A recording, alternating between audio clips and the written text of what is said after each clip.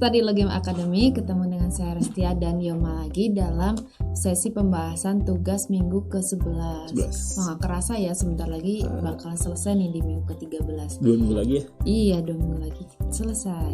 Nah, untuk minggu ke-11 ini tugasnya ada 2. Yang pertama itu masih dengan studi kasus yang sama, misteri bertema buah-buahan. Nah, ini diminta untuk membuat dokumentasi case. Oke, seperti itu. Deskripsinya juga masih sama.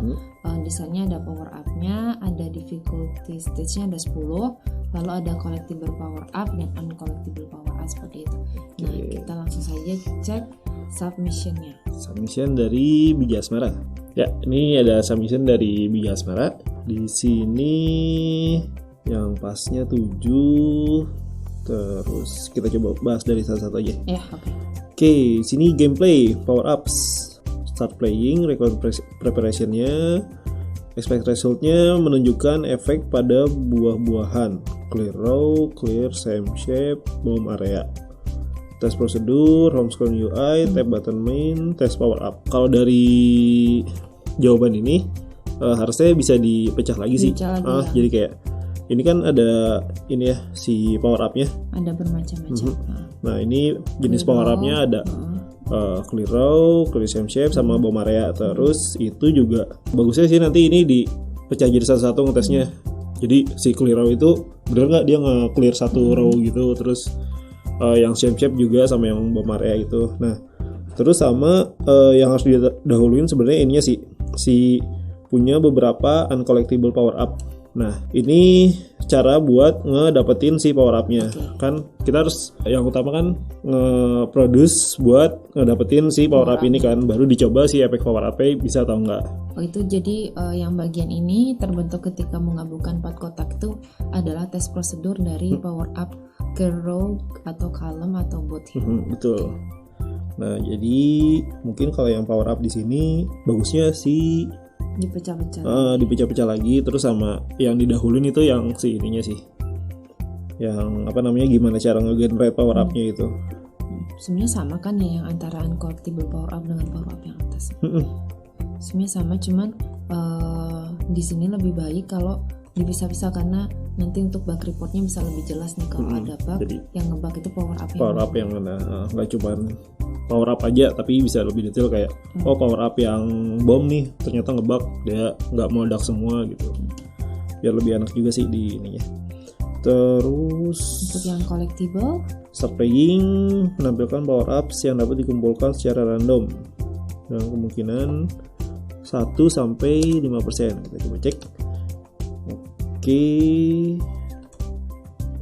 Nah, dapatkan secara random, chance kemunculannya 1-5%. Cara prosedurnya dari UI home screen, tap button main, finish stage. Ini finish kan ya? Finish stage to see whether power ups are appearing or not. Sebenarnya nggak harus finish juga sih. Begitu main juga sebenarnya udah harus kelihatan si power up-nya tuh keluar atau enggak. Terus sama didetailin lagi mungkin ya, apakah yang bom keluar, apakah yang hammer keluar gitu. Jadi dicobain berkali-kali sampai keluar semua si ininya. Terus sama mungkin di sini juga karena ada stage-nya, mungkin dari si tap button mainnya bakal ke ini dulu sih, bakal kepilih stage. Karena kita di sini ada punya 10 difficulty stage. Jadi seharusnya ada flow-nya dari pertama kali membuka halaman main menu, lalu dari situ ada opsi-opsi untuk memilih stage berapa. Setelah itu dipilih, nah apakah gamenya itu sudah sesuai dengan stage yang dipilih.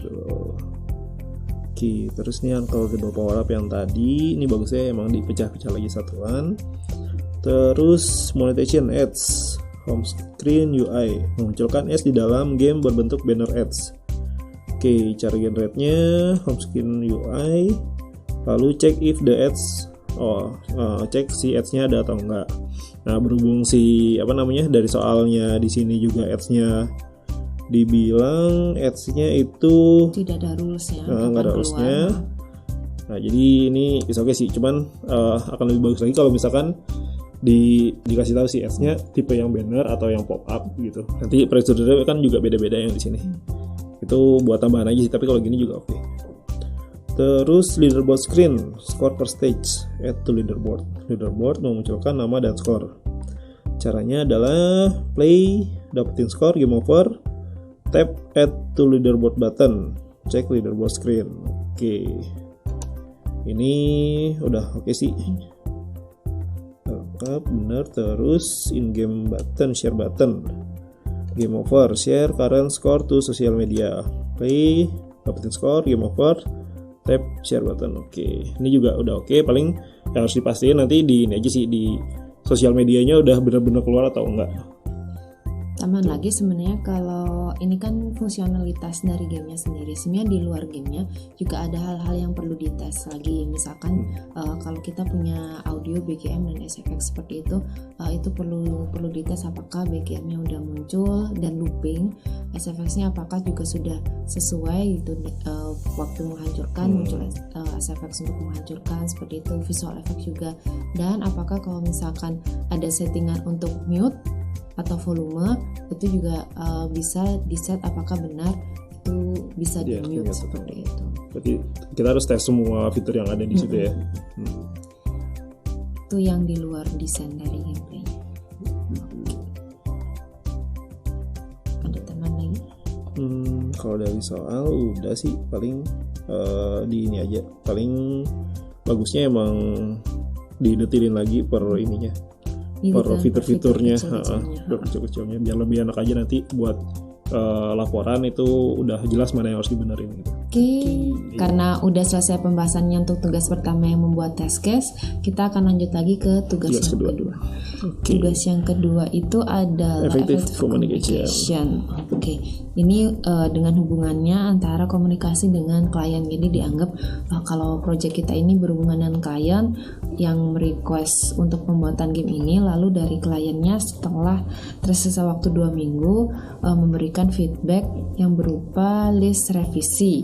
List revisinya ada beberapa, ada 4 buah. 1, gamenya rasa kurang menantang. Lalu gimana kalau jadi multiplayer? Kedua, tombol startnya kurang berwarna, bagaimana kalau diganti? Ketiga, BGM dirasa tidak cocok, perlu diganti dengan lagu tema perusahaan. Dan keempat, aset game untuk buah nanas dan pisang warnanya cenderung sama, bagaimana kalau salah satunya diganti jadi melon, seperti itu. Nah, kita cek dulu jawabannya. Ini tugasnya analisis revisi apa yang bisa dilakukan, jelaskan analisisnya, dan apabila ada sesuatu yang akan kita perbaiki, perlu dijelaskan lagi membutuhkan tambahan biaya atau waktu sebesar berapa lama. Yang ketiga, dicoba untuk membuat draft email kepada klien seperti itu. Oke. Kita lihat. Ini jawabannya dari Biji Asmara juga. Ya. Biji Asmara juga. Revisi yang dapat dilakukan adalah mengganti aset atau warna tombol. Ini hal yang sering atau lemah terjadi, dan revisi ini dapat dilakukan karena mengganti aset tersebut tidak membutuhkan waktu yang lama, terlebih jika hanya mengganti warnanya saja, sehingga dari segi cost dan time tidak akan berkurang efisiennya. Ini udah bagus sih emang, karena kalau dilihat dari soalnya warna tombol start ini ya terlalu plain. Emang itu salah satu feedback dari klien yang bagus, dan bagusnya sih emang kita ikutin terus juga. Kalau bikin satu button ini rasanya juga cuma beberapa jam jadi bisa diyain. Lagi pula kan kita masih punya waktu 2 minggu nih. Terus mengganti BGM menjadi tema lagu perusahaan. Oke, ini adalah hal yang dapat dilakukan mengingat game ini diperuntukkan oleh klien, sehingga memberikan ciri khas pada game tersebut adalah tujuan utama dalam membuat game ini. Walaupun harus diperingatkan kepada klien bahwa akan adanya perubahan time dan budget yang cukup signifikan untuk menambah sisi kualitas game ini. Oke, ini sebenarnya juga bisa diiyain asal masuk temanya sama ya si lagu BGM-nya udah ada. Soalnya karena ini BGM perusahaan kan pasti mereka udah ada, jadi kita tinggal masukin aja nih. Kecuali kalau misalkan dia mau ganti BGM dengan yang baru tuh, itu 2 minggu lumayan mepet lah. Cuma mungkin perlu dievaluasi dari BGM perusahaannya itu seperti apa gitu. Apakah memang sudah enak dan cocok dimainkan bersama dengan game mastery, atau memang membutuhkan waktu tambahan untuk membuat aransemen lagi dari BGM gitu ya. Perusahaannya seperti itu. Takutnya kalau BGM terus nanti pakai suara-suara nyanyian gitu malah bikin terlalu distracting untuk memainkan game. Oke. Terus mengganti aset game menjadi buah melon. Sama halnya dengan mengganti aset warna tombol. Hal ini dapat terjadi dan dapat direvisi karena jumlah aset yang diganti tidak banyak, sehingga dari segi cost dan time dari mulai pembuatan hingga proses implementasi tidak akan begitu berpengaruh. Ya, ini juga emang possible untuk diganti karena hanya mengganti aset pisang atau nanas menjadi melon tadi. Dan sebenarnya itu hal yang perlu ya. Karena ya emang sama-sama oranye kuning gitu kan. Revisi yang tidak usah dilakukan, mengganti game menjadi multiplayer. Oke, ini setuju sekali karena game multiplayer itu cukup sulit, nggak cukup sih ya sulit. Hal ini merupakan hal yang cukup sulit dilakukan karena selain membutuhkan waktu yang cukup lama, banyak hal dari segi core gameplay juga yang harus diubah, sehingga ini dapat berpengaruh pada sisi cost dan timing, yaitu overtime dan over budget. Jawabannya ini bagus sih karena dia nolak si multiplayer, walaupun emang kelihatannya emang bisa ngebikin game itu lebih seru. Tapi dengan sisa 2 minggu itu risky banget sih. Soalnya ya multiplayer juga sangat susah untuk dibuat ya. Nah, yang mungkin perlu dilakukan dari sini adalah membuat evaluasi gitu ya. Jadi kalau misalkan kalian ngomong ini membosankan gitu, ganti jadi multiplayer, mungkin beneran ada hal yang menyebabkan itu membosankan seperti itu. Jadi perlu dianalisis lebih lanjut sebenarnya apa sih yang bikin bosan itu. Apakah stage-nya monoton seperti itu, atau misalkan ada timing tapi timingnya tuh terlalu pelan atau gimana gitu. Atau mungkin efeknya kurang rame ya. Iya, mungkin bisa jadi hal yang seperti itu. Jadi walaupun klien ada raja, tapi nggak semua yang mereka minta harus kita turutin. Kalau dia minta sesuatu, bagusnya kita analisis dulu sih keperluannya dia apa buat diganti tersebut. Kalau misalkan kayak kurang seru tadi, benar kata Tarisya tadi, harus kita cari win-win solutionnya lah. Mungkin kita rombak di bagian desainnya, nggak harus jadi multiplayer gitu. Oke, draft email. Terus draft emailnya klien. Kepada yang terhormat Bapak Ibu di tempat. Bersamaan dengan surel ini, saya Bigi Asmara selaku game producer dan juga perwakilan untuk game yang Bapak Ibu buat di perusahaan kami ingin menyampaikan beberapa jawaban feedback yang Ibu Bapak kirim dan dapat kami lakukan. Oke, ini poin-poin revisinya.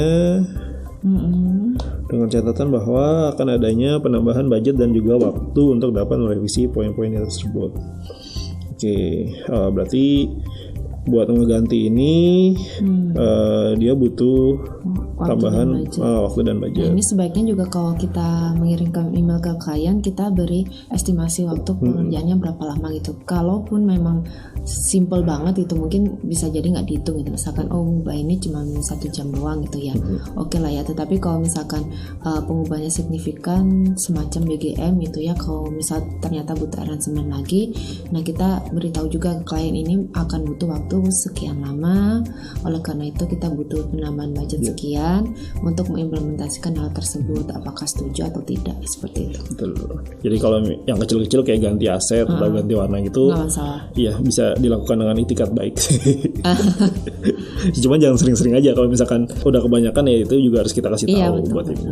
Terus adapun poin feedback yang dengan amat kami sesalkan tidak dapat kami ubah adalah untuk merubah game master ini menjadi jenis multiplayer, karena dikarenakan merubah jenis game ini akan mengubah sistem yang telah dibuat untuk game ini, di mana untuk mencapai ini semua membutuhkan perencanaan dari awal serta akan memakan waktu dan juga budget lebih dari yang direncanakan. Oke. Ini cukup halus juga sih jawabannya. Iya, betul. Kalau misalkan di klien. Tapi ya balik lagi sih, kalau misalkan klien minta sesuatu gini, bagusnya jangan langsung ditolak sih, lebih ke kayak coba didiskusiin kenapa butuhkan fitur tersebut. Terus jika masih ada beberapa hal yang kurang dimengerti atau ingin dipertanyakan lebih jauh, saya mau persilakan bagi Bapak Ibu untuk membahas korel ini. Waktunya saya ucapkan terima kasih. Oke.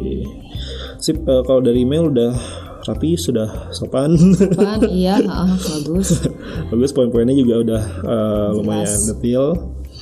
Paling yang tadi aja sih, kalau misalkan ada butuh timeline, harus dikasih tahu juga timelinenya berapa lama, butuh budget juga harus dikasih tahu juga berapa lama itu. Lalu butuh juga untuk hal yang direvisi gitu ya, misalkan untuk tombol seperti itu sebaiknya ini nanti sewaktu merevisi kita berikan contoh referensi atau apa gitu agar kliennya juga lebih jelas goalnya inginnya menjadi yang seperti apa gitu. Oke, berarti pembahasan tugas kali ini kita cukupkan sampai di sini. Nanti kita akan bertemu lagi di minggu mendatang. Oke.